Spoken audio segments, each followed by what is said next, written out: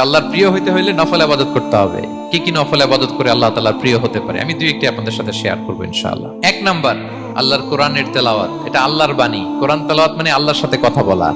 যখন আপনি কোরআন তেলাওয়াত করেন, কাইন্ড অফ আপনি আল্লাহর সাথে মুনাজাত করেন, মানে একান্ত আলাপন করেন, আলাপচারিতা করেন। দুই নাম্বার তালিকা হচ্ছে আত-তাহাজ্জুদ বা কিয়ামুল লাইল।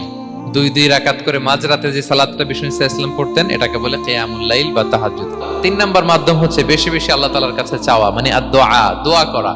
বিষ্ণু সাল্লাল্লাহু আলাইহি ওয়াসাল্লাম বলেন আদ-দুআউ মুখুল ইবাদা, দোয়া হচ্ছে ইবাদতের নির্যাস। এবং আল্লাহর কাছে চাইলে আল্লাহ খুশি হয়, না চাইলে আল্লাহ বেজার হয়। বিনয়ের সাথে চাইতে হবে, চোখের পানি ছেড়ে চাইতে হবে, চাওয়ার মতো চাইতে হবে। চাওয়ার মতো চাইলে আল্লাহ দেয়। আল্লাহ তাআলা আমাদের সবাইকে তার প্রিয় ভাজন বান্দাদের তালিকায় অন্তর্ভুক্ত করে নেক। আমরা সবাই পড়ি আমিন।